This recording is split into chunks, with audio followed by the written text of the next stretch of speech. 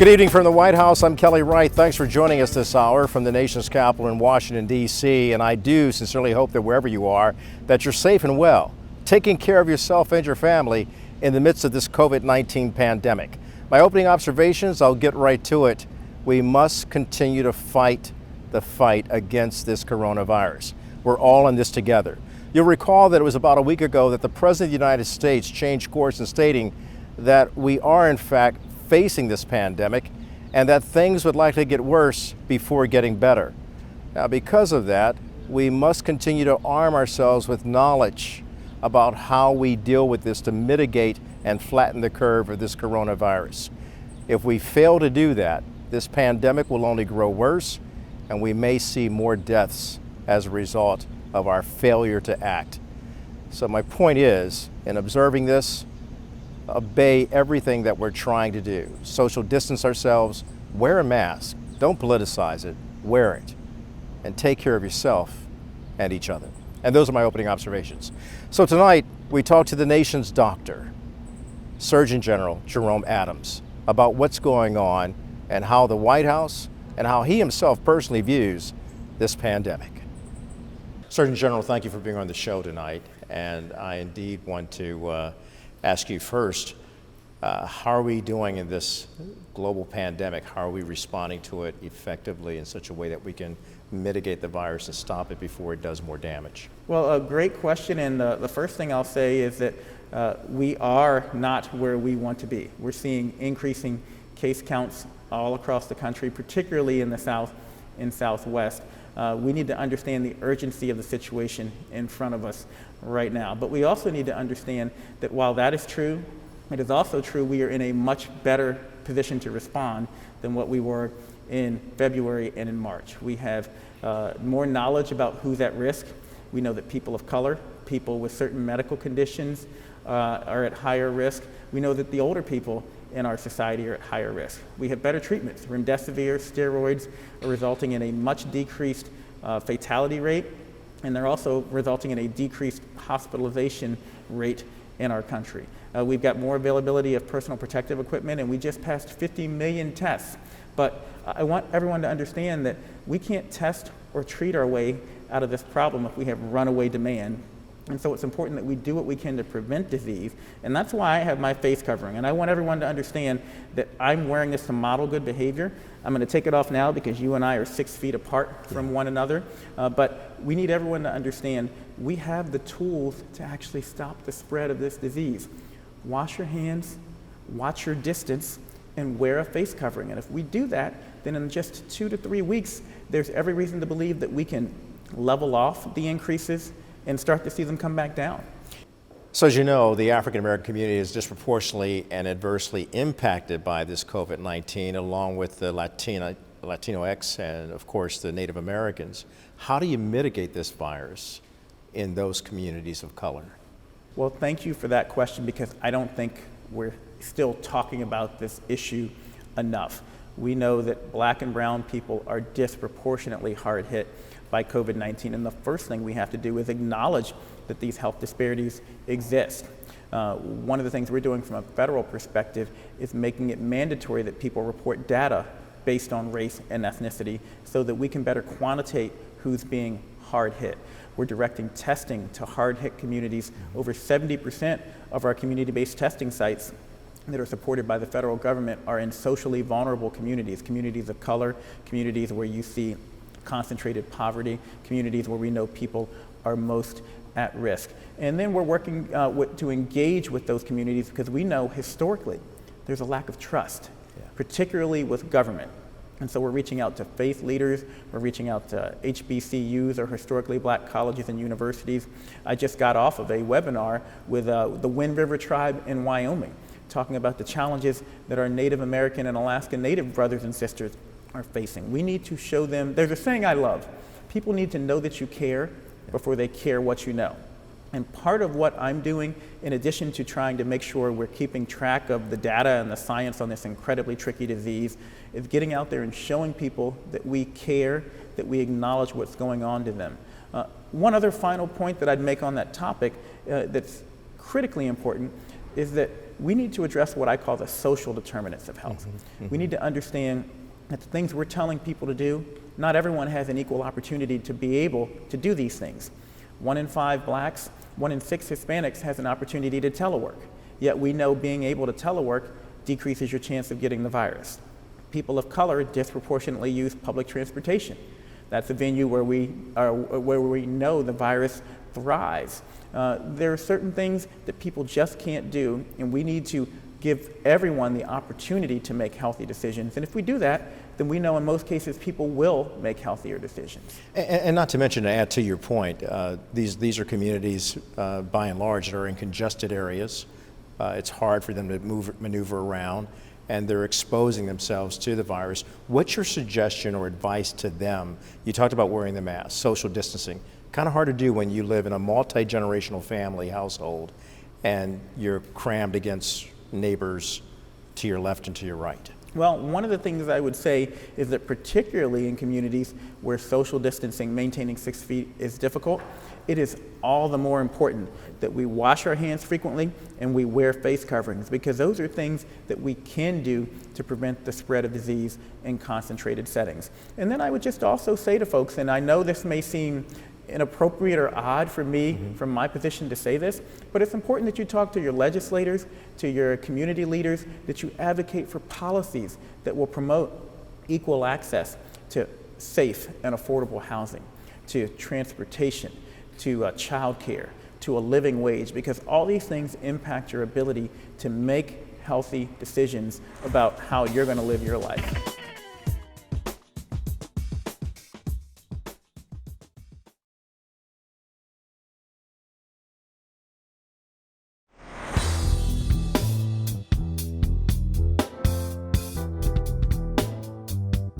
You know, you're the nation's doctor. From a mental health perspective, all communities are affected by this. This COVID-19 has disrupted their lives, economically, spiritually, physically, mentally.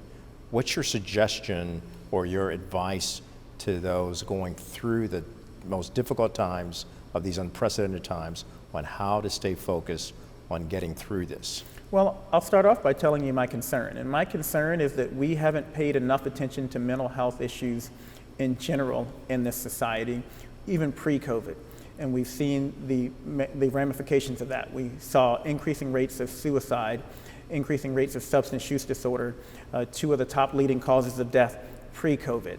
I also am concerned because everything that we tell people to do to respond to mental health issues is the opposite of what we tell them to do to stay safe from COVID.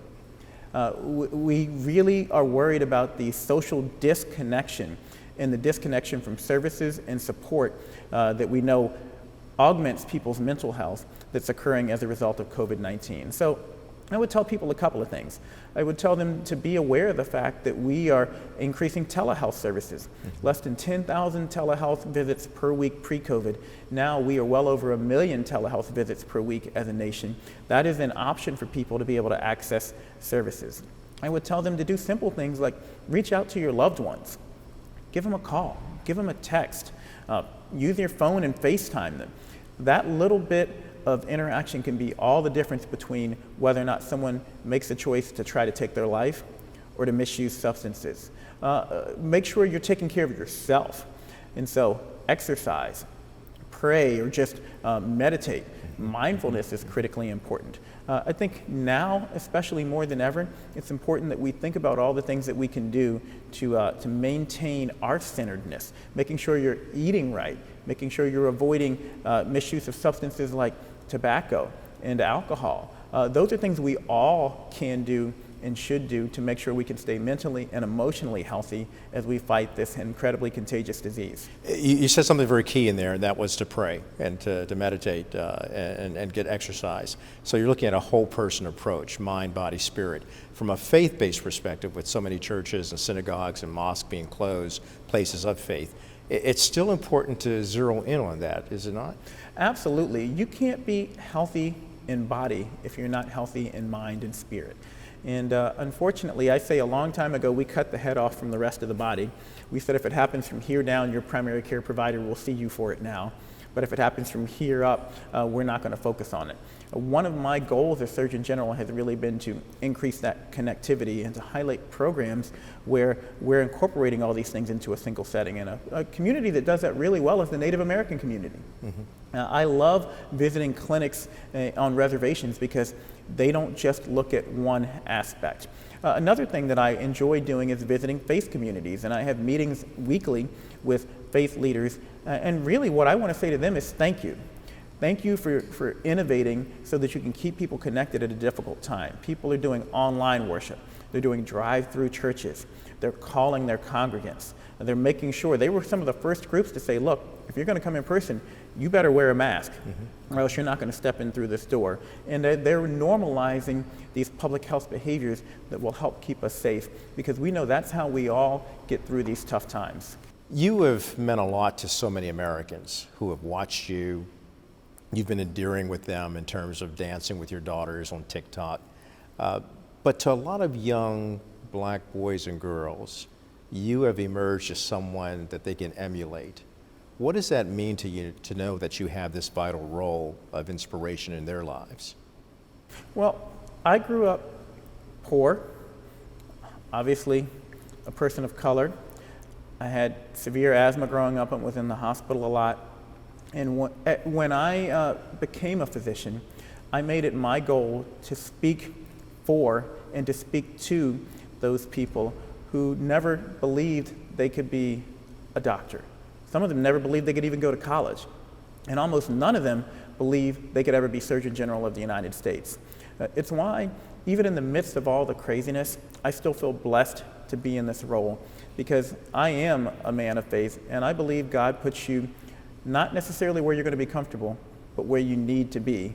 And I feel like I'm here for a purpose, and one of those purposes is to inspire young people, particularly people of color, but anyone who can relate to me for any reason. As a kid who grew up on a farm in the middle of nowhere, that you can do anything, but I'm also going to continue to fight for them. I'm going to continue to raise up disparities. I'm going to continue to fight for the vulnerable. I'm going to continue to make sure those folks aren't forgotten about and all the policy debates that are going on. And one of the things in closing that I am hopeful for as we make our way through this pandemic is that the attention that's been shown on disparities, the attention that's been shown on the social as well as the medical determinants of health, that this attention will allow us to rethink the way we approach health, to restructure some of the systems that have served to hold people back instead of lifting them up.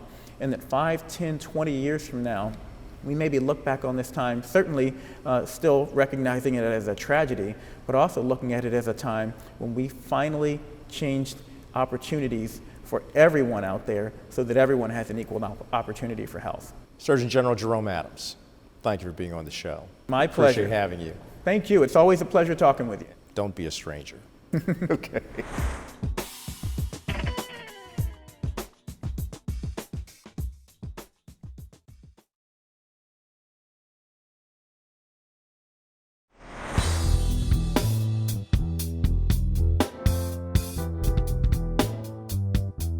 Welcome back to the program. We're going to take a break from the White House and actually show you what's going on here at the United States Capitol. This is where the body of Congressman John Lewis is lying in state in the rotunda.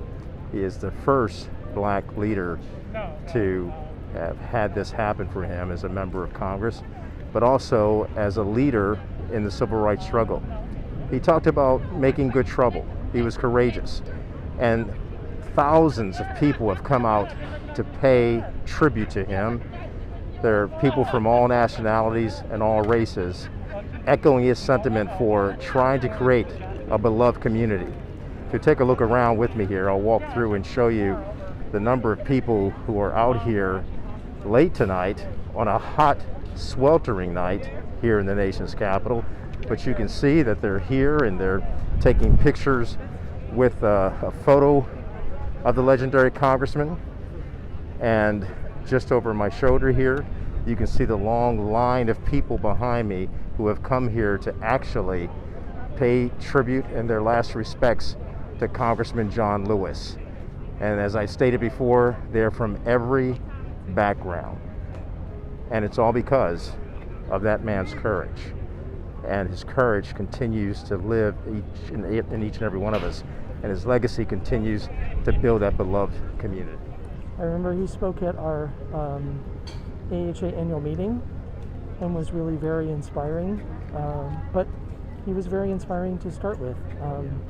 And when I found out that he had announced he had stage 4 pancreatic cancer, I thought there was a little bit of sadness, but then I thought, he was fighting his entire life, and he continued fighting, and this is important to just honor him for his sacrifice and for everything that he did for this country, for me, for generations to come. Yeah, I mean, I think everybody who was a leader during the civil rights movement was doing a very courageous thing.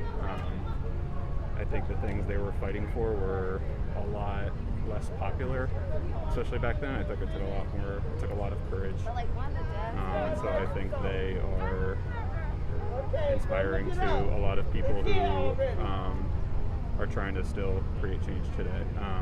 And I think it's awesome to see like such a diverse crowd out here, and just like the sheer magnitude of it, I think says a lot to the impact he's had on people. It is beautiful to see that we have a diverse crowd, black, white, brown, yellow, all nationalities, all groups. What does that say to us today in terms of what we've been through in this country? Yeah, I think that it has been like at least encouraging to me to see how many people were out, especially like when the protests were first happening in DC. We'd gone a couple of times, and just seeing the diversity of those crowds as well was really encouraging. And I think it just kind of like speaks to shared experience and like how we can lift one another up as a community, and how it's on every single person in a community to be responsible for doing our part and lifting each other up as much as we can. Because no matter what a diversity of background that we have, I think that each of us has a responsibility to care for others in our community and just, I don't know. Thank you both. Yeah, just if I could expand on that real quick too. I think it shows that even though we have a ways to go in unity, that the leaders of the civil rights movement, that like they started a movement that has created change, that this was such a unified, diverse movement. Even if there's ways to go, we can I think tonight could be like a night of both like commemoration and also like celebration for those who did sacrifice to create the progress that has happened. Well said, well said. Thank you. Tell me your name, sir? Derek Simmons. And Derek, where are you from? Originally from Austin, Texas, but been in DC for 10 years. Okay, so you've come here to honor Congressman John Lewis. Absolutely, my brother, my Phi Beta Sigma brother. Tell me what the experience was like for you to pay tribute to him. I've had a couple of chances to actually interact with him, and the one thing that I always remember that he always says in his speeches is make sure that you get in good trouble. And so wanted to make sure that I come and pay my respects and make sure that I continue to water the tree that he sprouted and get in good trouble. So as we, progress into our election season, as we progress into, more of the political arena and other things, I just want to make sure that I continue to uphold his legacy. So he passed something on to you as a young person and you can see a future for us. Absolutely, absolutely. I mean, one of the things that, we talk about in our fraternity, our motto is culture for service and service for humanity. And, Brother Lewis was the epitome of a Sigma man. I mean, he's my idol as a man of Phi Beta Sigma, and I just want to continue to and hope to be able to continue the legacy that he started. And based on that, what's your message to America? Just like what he said, I can continue what he said: get in good trouble. If there's any time to get in good trouble, now is the time to get in good trouble. Thank you, sir. Thank you. That was awesome.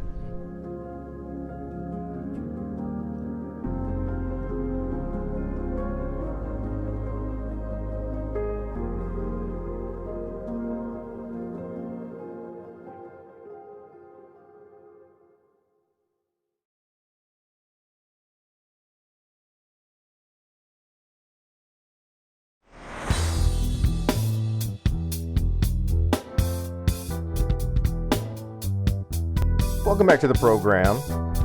One final look at Washington as The United States Capitol memorializes Congressman John Lewis.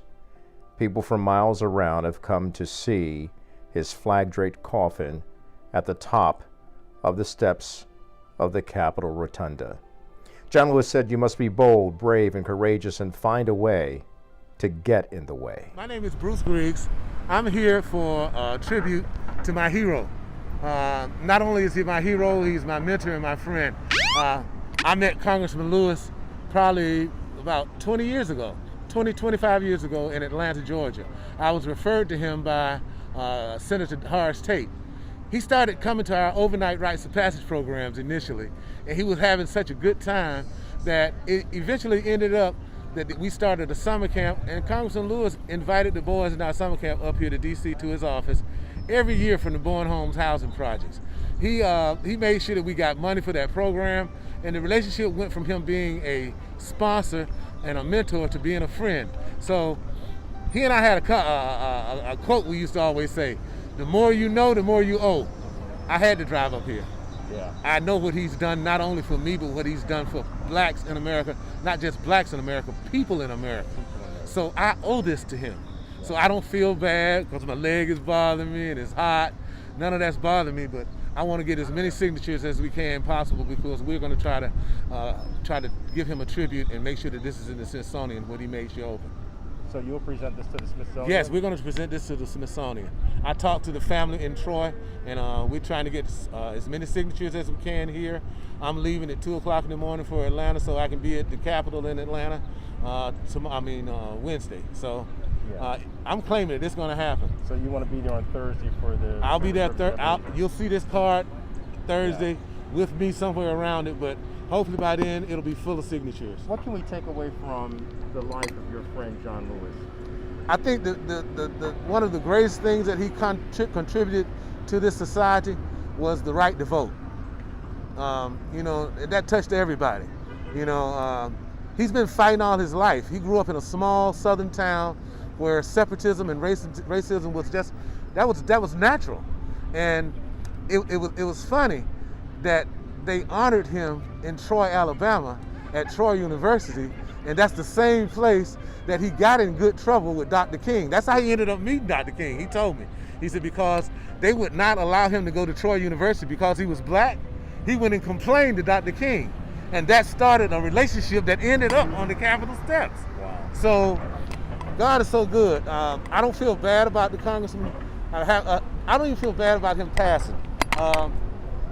He made such a wonderful contribution that he fought to the last days of his life. I called his office, was trying to get him to do an interview, and Miss Riley was like, "Well, Bruce, he's going across the street from the White House to walk at the Black Lives Matter thing." And I saw him on CNN, and I could see he was tired. When you know somebody, they put on that face to get on camera, but if you know them in their heart, you look in their eyes, he was tired. So he's getting some rest now, man. I'm glad he's getting some rest. Some much deserved rest. He deserves the rest, Well, man. If you can see me behind this mask, I'm smiling like heck, dude, because I'm all about Congressman John Lewis and his contribution to America. Thank you, sir. Yeah, thank you. The tribute that Bruce Griggs made for his friend John Lewis is a sympathy card. He plans to send it to the Smithsonian to be presented in memory of his friend John Lewis. People from all around have signed the card, wishing and hoping for the Lewis family and thanking Congressman Lewis for his courage, for being a conscience to Congress as well as to the nation, and remembering his bravery and sacrifice, and the fact that beyond Bloody Sunday, he created a beloved community. John Lewis once stated, "If you're not hopeful and optimistic, then you just give up. You have to take the long, hard look and just believe that if you're consistent, you will succeed." He also stated, "When you see something that is not right, not fair, not just, you have to speak up. You have to say something. You have to do something." And that is why people have come from around the world to say something and do something in memory of John Lewis. Excuse me, what did you sign? I sign that you will always, that you are a hero. Present tense, not past tense. I walked that bridge in Selma a couple of years ago, and I'll never forget it. And he's a true American hero.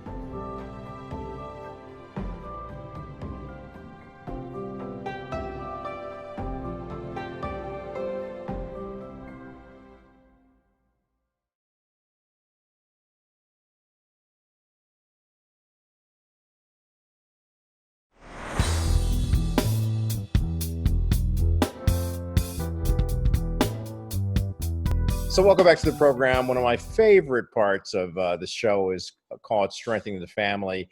And so George and Tondra Gregory join me now. They're the founders of Journey for Life, as well as NFL chaplains to the Los Angeles Chargers. Good to see you both today. Yes. Always good to see you, Kelly. Yes, always. So what have you cooked up for today's Strengthening the Family segment? What are we talking about today, and why is it so important? Well, we're talking about creating change in marriage, how to build healthy habits in your relationships, so that our relationships can continue to evolve and continue to grow, continue to get better, and we can be more productive in our relationship. Yeah, but we probably know some of your listeners are probably getting edgy in their seats saying, wow, habits and change. But listen, change is not easy, right? But it's necessary and it's doable, right? It's necessary and it's doable. If we don't change and evolve, then we are going to be behind the times. I remember as a kid growing up, we used to have the TV with the rabbit ears. Now TV is showing in 4K and 8K. So if we don't change over time, we're not going to be able to see life to its fullest. So change, we like to say in marriage or relationships, change takes 3 Ds. It's called discipline, decision, and determination. You've got to make a decision that you want to change. You got to make a discipline or habit to change, and you've got to be determined to keep that up over time. And so change is not easy, but it's necessary and it's doable. Oftentimes, we got to look at research. Research shows us that healthy couples have great habits that they are willing to put in for each other. That's right. Making healthy habits a priority just helps us be successful in our relationships. So we all know that habits are ingrained. They're like automatic. Like I have a few very annoying habits that my family, I don't even know I'm doing them until they look at me like, can you stop? Like when I chew gum, I don't realize I'm popping it. It's just automatic. It's ingrained, right? And there's some type of reward.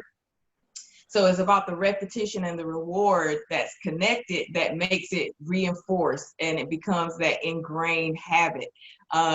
So it's like that dopamine release. Like, I don't know if I'm getting a stress relief from popping the gum or what, but it takes about 66 days on average to form a new habit.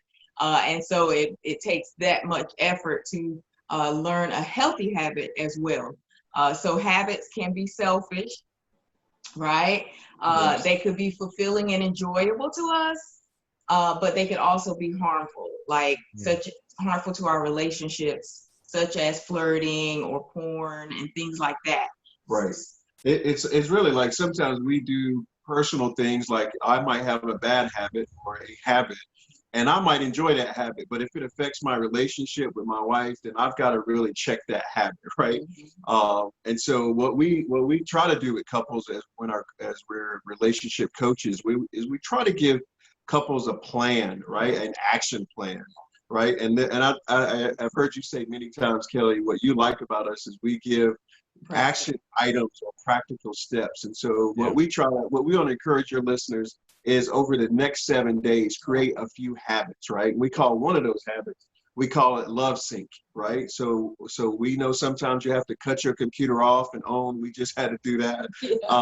And we had to reconnect to the Wi-Fi. And it's really because we're out of sync.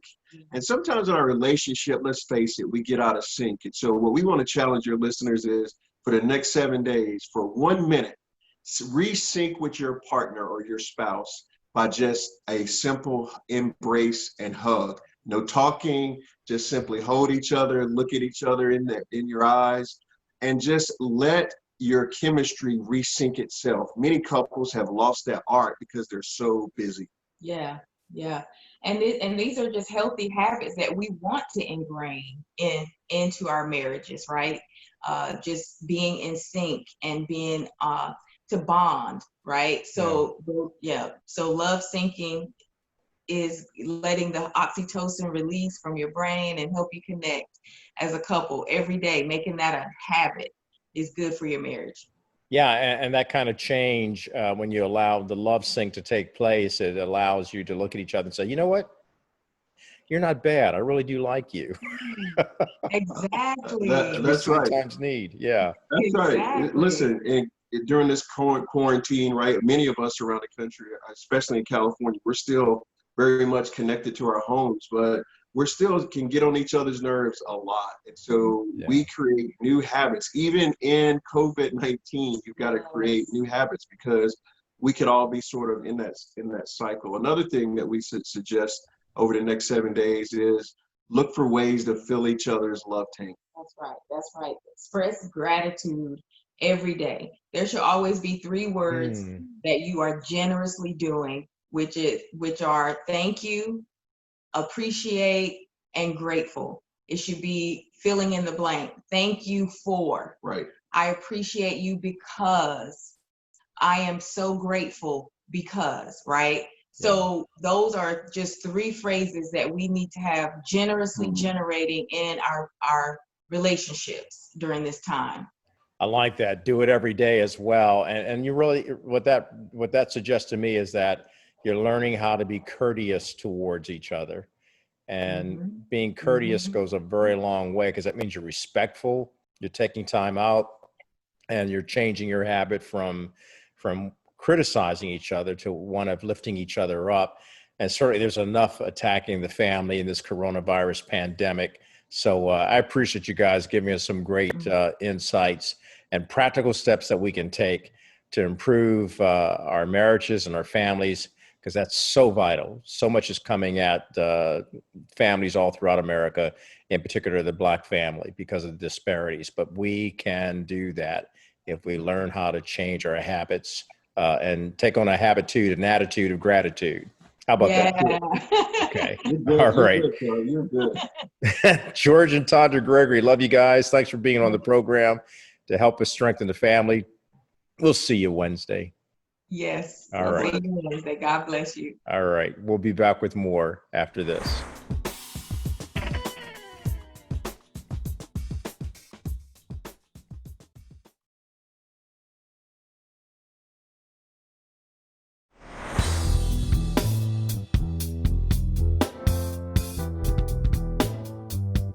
Welcome back. So I'm joined now by Dr. Peterson Pierre. He's based in California, and he's one of the foremost dermatologists in the California area. And Doc, it's always good of you to join us on this show. Welcome back. Well, thank you so much, Kelly. It's always a pleasure to be on. You know, there's a lot going on. I know your specialty is the skin, this big epidermis that we have, the body's largest organ, if you will. And you specialize in taking care of people for the needs that they have with that. But I want to ask you, has coronavirus impacted you at all? Well, I would say definitely in the state of California, we've seen some rising numbers, which is not surprising. I think one of the things that people don't really think about is that when we're staying at home, obviously the numbers are going to be low because we're not interacting with one another. And then once we leave home and start interacting again, even though we're wearing masks and such, the numbers are going to rise. And that's something that's to be expected. I mean, we can't control natural phenomena. We can only control our response to them. And so we've seen some rising numbers, and there are definitely some different things happening in the state of California as well as all across the country. But I know 3 people personally who've gotten corona, the most recent of which is my sister. 2 of them have completely recovered, and my sister's sort of in the middle of it right now. None of them required hospitalization or anything like that. So thank God for that, but they've recovered, and I expect my sister to recover fully. Well, I will definitely be praying for your sister's full and complete recovery. I appreciate that. Anytime COVID hits, it's always a scare because we don't know where it will go and what it will do. Seems like this virus keeps mutating. Now, your profession, of course, is dermatology, and skin care is a very important aspect of our lives. How can people take better care of their skin in the midst of a coronavirus, also in the midst of the summer? And there's a lot going on, and Black people in concern are always concerned about how they are in the summertime. But I'm going to do a mad turn here. When they're out in the sun, should they be wearing sunscreen? Because some Black folks say we don't need to wear sunscreen, but if Right. you're brown and out in the sun, you still need it. Absolutely, 100%. The sun does not discriminate. And so it's an equal opportunity injurer. And so everyone who's out there definitely needs to wear sunblock. Now, I always recommend zinc-based products because number one, there are no chemicals, so there's no health concern whatsoever. Number two, zinc actually provides the greatest, broadest spectrum of coverage. So you're going to get the best protection anytime you wear zinc. Now, of course, anytime I speak to someone who's Black or brown skin, they're like, yeah, I know zinc works, but I don't really want to use that because it makes it look thick, white, and pasty. However, there are definitely some really good products out there that are great for skin of color, blends right in. And the reason I really encourage people to wear sunscreen, especially during the summer, you're going to be outside more, number one. Number two, you're going to have more intense sun rays coming at you and potentially causing more damage. And then number three, one of the things that we're all very sensitive to, especially people of color, is discoloration. So anytime you have any kind of pimple or scrape or cut or burn, that skin is going to turn darker. And then, of course, the sun's job is to make it even darker than that. And we're all very sensitive to that extra discoloration. So you've got to do everything you can to protect yourself from that. And what about cancer? Definitely a significant concern. Now, I will admit, those of us who have more melanin in our skin have more innate protection against skin cancer. However, that protection is not 100%. And I have seen skin cancers in skin of color, definitely even in darker skin individuals. I've seen basal cell cancers, which is the most common cancer in the world. And, if you had to pick a cancer, that's the one to have because it doesn't tend to travel. But I've also seen one of the deadliest forms of cancer, meaning melanoma, in skin of color. So You absolutely should do everything you can to protect yourself.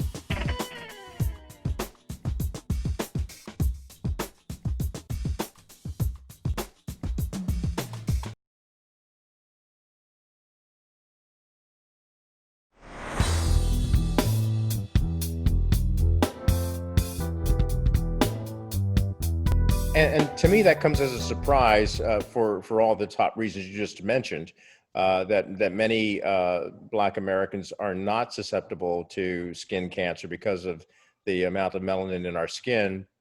And the fact that some are having melanoma, does that go to the core of not wearing sunscreen or some sort of sunblock? I think so. We look at ourselves and we're darker than the average Caucasian, obviously. And so we think, well, we've got that protection, which is true to a certain extent, but that protection's never 100%.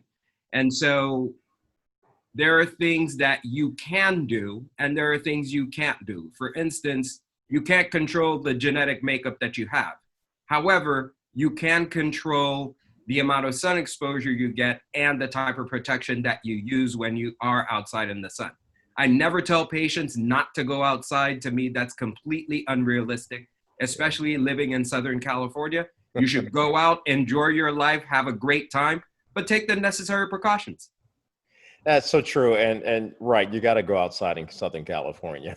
Absolutely. There's no way to stay That's one in. of the perks of being here. Yeah. It's also one of the problems that people are having in Florida and California, all these sunny places, and you're telling people to stay inside because of the coronavirus, and it's just wow. We've got a lot to deal with this year. This year has been unprecedented. How do you sum it all up, Doc? Well, this is a year of testing. And quite honestly, I'll tell you, I'm not really sure how people make it through this year without the Lord. For me personally, I'm anchored in him. I know he knows the beginning from the end. None of this is taking him by surprise. He has a purpose in it. My goal is to stay grounded in him, listening to his direction, following his will, following his lead, and I know he's going to work it out for good. Now, what that means ultimately, I don't know, but I trust him. You know what? I concur wholeheartedly, 100%. He is the answer He for is. all the problems we're going through today. So glad Absolutely. you brought that to the table. That's good. The good doctor talking about the good news in a bad news world. Come on, somebody. Absolutely. That's what I'm saying. All right. Doc, thank you. It's always good to talk to you. It's such a pleasure to have you on. And I'll make sure that we keep taking care of our skin as well. Thanks, sir. Absolutely. It's always a pleasure being on your show, Kelly. I appreciate it. All right. God bless you. We'll be back with more after this.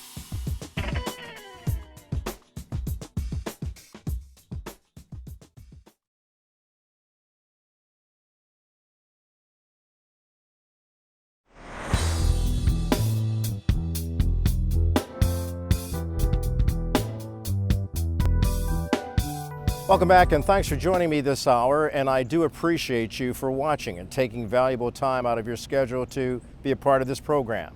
As always, in closing, my final word is that hopefully we've been righted, ignited, and united to keep spreading knowledge, love, freedom, and peace. From the White House, good night. All aboard.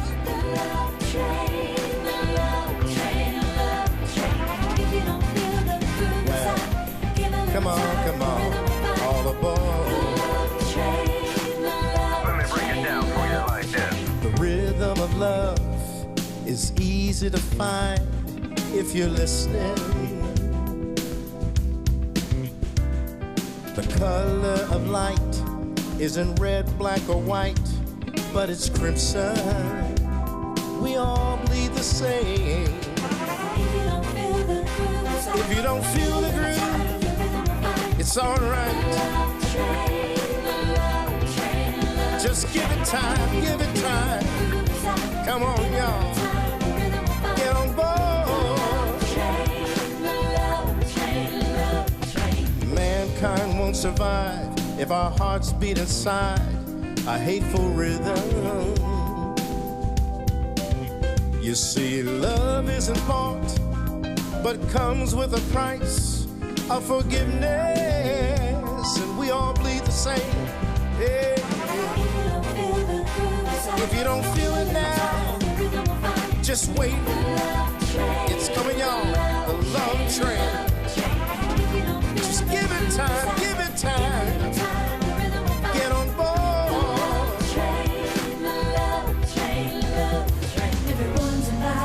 That means you. And you on the love train. Get on board. All creeds and colors, brothers, all sisters and sisters on the love train. Get on board the love train. Everyone's invited. We're all united on the love train. Get on board. All creeds and colors.